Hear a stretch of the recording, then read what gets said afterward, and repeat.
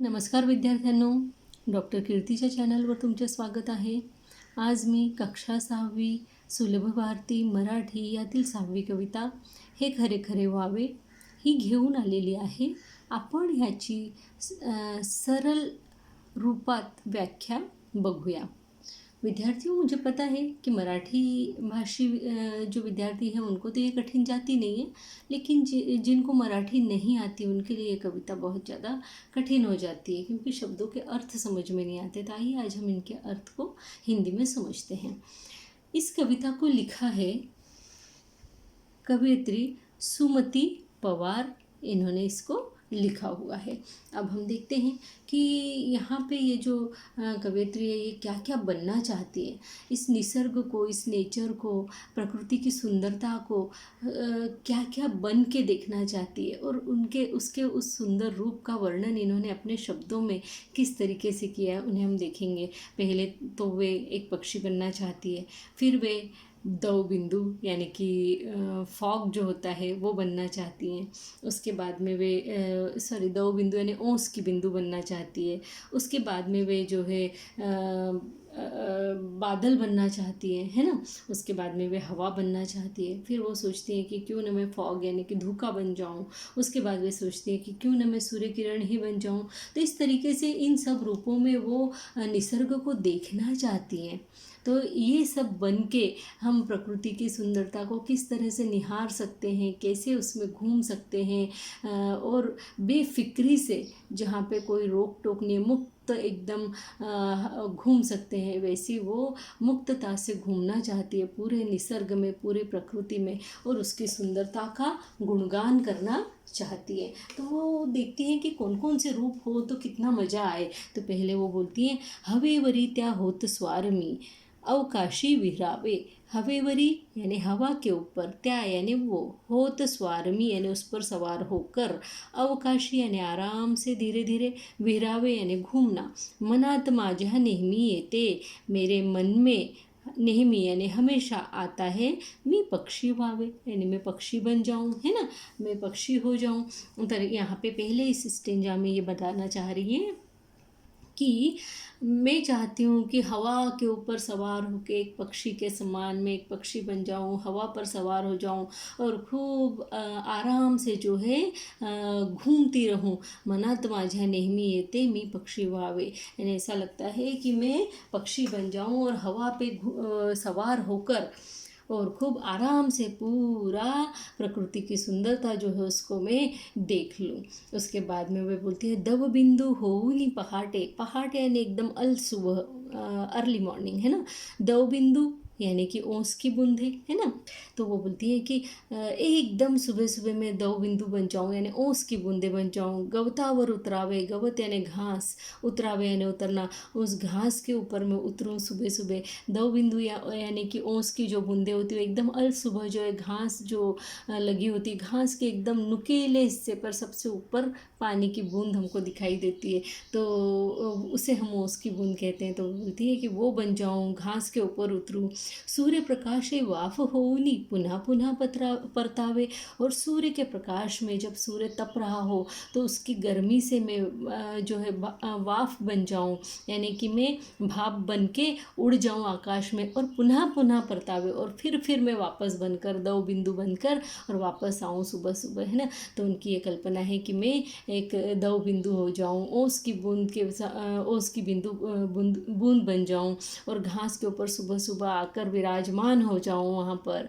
और फिर वापस जब सूर्य तपने लगे तो फिर से मैं सूर्य के प्रकाश में भाप बन के उड़ जाऊँ और फिर वापस से दूसरे दिन सुबह जो है मैं नीचे घास के ऊपर उतर जाऊँ. इस तरह मैं अपना सफ़र तय करती रहूँ, धरती से लेकर आकाश तक और आकाश से लेकर धरती तक का. अब ये आगे कहती हैं कि क्षितिजावरचे गडद रंगमी, है ना. क्षितिजावरचे मतलब क्षितिज यानी एक ऐसी जगह जहाँ पर हमें आकाश और आकाश का अंत दिखाई देता है, यानी ऐसा लगता है कि उस तरफ झुक रहा है एकदम, वहाँ जाके कहीं तो ख़त्म हो रहा है, उसके आगे कहीं आकाश आकाश नहीं है, ऐसा हमें भास होता है जैसे कि वो ज़मीन को टिक रहा हो एक जगह पे जाके, तो उसको क्षितिज बोला जाता है। तो क्षितिजावर्चे गड़द रंग में, और जहाँ पे नीचे आसमान टिकता है वहाँ पे जो हमको गहरा गहरा रंग दिखाई देता है, गड़द यानी गहरे रंग, है ना। तो वो बोल रही क्षितिजावर्चे गड़द रंग में ढग होऊनी झुलावे, यानी वो बादल बन जाना चाहती है, और फिर वो आकाश जहाँ जाकर धरती को मिल रहा है तो वो बादल बन के वहाँ तक जाना चाहती है, और वहाँ जाके झूले के समान झूलना चाहती है। यानी जो बादल है वो हवा के ऊपर, हवा के साथ में झूले के समान झूलते हैं ना, हमें चलते हुए दिखाई देते हैं। तो वो बोल रही हैं कि उस जगह पर मैं जाऊँ जहाँ आकाश धरती को मिलता है, जहाँ के रंग बड़े गहरे और सुहावने होते हैं, वहाँ मैं बादल बन के चली जाऊँ और वहाँ झूलती रहूँ हवा के साथ में। भरार नारा हो नवारा, और जो तेजी से, भरार नारा यानी वेग से बहने वाली हवा, है ना, तेजी से बहने वाली हवा। तो भरार नारा हो नवारा यानी बहुत तेज से बहने वाली हवा बन जाऊं, आणि चंद्राशी खेळावे, और चांद के साथ खेल कर आऊँ। क्योंकि जब बादल बन जाएंगी तो बादल जो है हवा के अंदर उड़ेंगे, और चांद जो है चांद के ऊपर से जब वो बादल जाएंगे तो चांद ढक जाएगा उसके अंदर, और फिर जब वो निकलेंगी तो चांद फिर से दिखने लगेगा। तो चांद के साथ में लुका छिपी का यहाँ पे खेल भी खेलना चाहती हैं। तो यहाँ पे जो कवयित्री बोल रही है कि मैं वैसे बादल बन जाऊँ जो कि उस जगह जहाँ पे धरती और आकाश का मिलन होता हो, वहाँ के गहरे रंगों के पास जाकर हवा में झूले के समान झूलूँ, और साथ ही साथ में तेज हवा के साथ में चंद्र तक पहुंच जाऊं, इतने ऊंचे आसमान में पहुंच जाऊं, और वहां चांद के साथ भी मैं लुका छिपी का खेल खेलती रहूं। आगे की लाइनें हम देखते हैं। धुक्या परी मी अलगद अलगद धरती वर उतरावे, धुक्या परी यानी फॉग के समान, है ना, फॉग बन जाऊं। धुके परी यानी सम, यानी धुके के जैसे, यानी फॉग के जैसे, यहाँ पे इसका मीनिंग है धुक्या परी मतलब फॉग के जैसे, है ना। धुक्या परी में अलगद अलगद, यानी ये बोल रही हैं कि सुबह सुबह का जो नज़ारा होता है पूरा फॉग ही फॉग हमें दिखाई देता है चारों तरफ, है ना, ठंड के दिनों में। तो वो बोल रही है कि धुक्या परी में अलगद अलगद, यानी धीरे से, धुके के जैसे, फॉग के जैसे में धीरे धीरे धरणी वर उतरावे, धरणी यानी धरती, धरती के ऊपर मैं फॉग के समान धीरे धीरे उतरूँ। जब ठंड के दिनों में हम फॉग देखते हैं तो ऐसा लगता है जैसे बादल जो है ज़मीन पे उतर गए हो, आगे का हमें कुछ भी दिखाई नहीं देता है। इस तरह का वातावरण हो जाता है, एकदम हमें धुआं धुआं सा दिखाई देता है। अवघे जग झाकुनी दयाला मिश्किलतेने पाहावे, और वो बोलती है मैं जब फॉग बन जाऊं तो मैं पूरे अवघे यानी पूरे के पूरे जग यानी संसार को, झाकुनी यानी ढक दूं। फॉग क्या करता है, पूरे वातावरण को, पूरे इसको सुबह सुबह पूरा ढक देता है, उसमें से सूर्य किरण भी दिखाई नहीं देती, सामने से आने वाला कोई व्यक्ति, कोई वाहन भी हमें दिखाई नहीं देता ज़्यादा ठंड में, है ना, जब सुबह सुबह के फॉग में।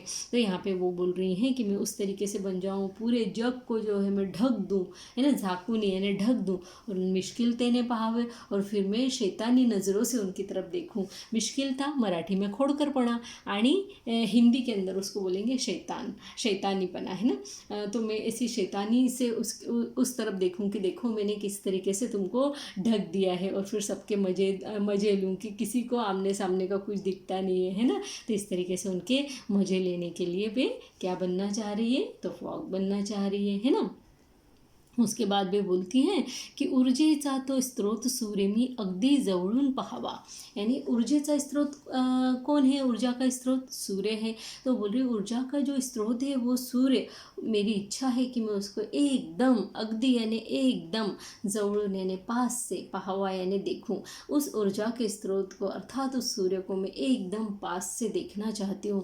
काळोखाला चिरत चिरत मी सूर्य किरण व्हावा, और फिर वहाँ जाके वो क्या काम करना चाहती हैं, वो बोलती हैं कि मैं उस सूर्य को एकदम पास से देखना चाहती हूँ, और उसके बाद में मैं जो अंधियारा छाया हुआ है, काळोख यानी अंधियारा, उसको चीरते हुए, चिरत चिरत यानी चीरते हुए सूर्य किरण व्हावा, यानी सूर्य किरण बनना चाहती हूँ जो कि अंधियारे को चीर कर जो है ज़मीन पर उतर कर उजाला कर देता है, और अंधियारे को उजाले में परिवर्तित कर देता है। ऐसी मैं सूर्य किरण बनना चाहती हूँ। मैं पूरे संसार में प्रकाश प्रकाश फैलाना चाहती हूँ, ऐसा यहाँ पे कवयित्री कह रही हैं। आगे के इसमें हम देखते हैं, निसर्गातल्या रंगांमध्ये, यानी निसर्ग यानी कि नेचर में के रंगों में, है ना, नेचर में जितने भी रंग है, रंग बिरंगा होता है नेचर, है ना, कई तरह के फूल, कई तरह के फल, हरियाली, कलरफुल पूरी धरती, पूरा निसर्ग, पूरी प्रकृति देखकर क्या हो जाता है, हम भी रंगीन हो जाते हैं ना। तो बोल रही है निसर्गातल्या रंगांमध्ये, यानी नेचर के रंगों में मी रंगून जावे, मैं भी उनमें रंगीन हो जाऊं। भास नको मज तुम्हा सांगतो, वो बोलते हैं ये भ्रम वाली बात नहीं है, ये मेरा भ्रम नहीं है, भास नको मज, यानी मुझे ये भ्रम नहीं है या मुझे ये संदेह नहीं है, तुम्हा सांगतो, हे खरे खरे भावे, मैं तो चाहती हूँ कि ये सब सच सच खरे खरे, यानी सचमुच में मेरे साथ हो जाए। मैं इतना सुंदर पूरे निसर्ग को इन रूपों में देखना चाहती हूँ, और अंत में मैं निसर्ग के रंग में ही, प्रकृति के रंग में ही जो है रंग जाना चाहती हूँ। इसको मेरा भ्रम न समझे, इसको मेरा भ्रम समझने की गलती न करें। मैं तो ये चाहती हूँ कि ये सब मेरे साथ सच सच में हो जाए, और मैं मेरा ये सपना सच करना चाहती हूँ। तो विद्यार्थियों, अब आपको ये कविता है खरे खरे भावे बहुत अच्छे से समझ में आ गई होगी। अगर समझ में ना आई हो तो आप मुझे कमेंट बॉक्स में लिखकर पूछ सकते हैं। मेरे कमेंट बॉक्स में लिखिएगा ज़रूर, जिससे कि मुझे पता पड़े कि आपको कैसा लग रहा है। हो सके तो मेरे इस चैनल को लाइक कीजिए, सब्सक्राइब कीजिए, अपने फ्रेंड्स के साथ में शेयर भी ज़रूर कीजिए, क्योंकि मिल बांट कर पढ़ने से जो है ज्ञान बढ़ता है, कभी भी कम नहीं होता। तो धन्यवाद, नमस्ते।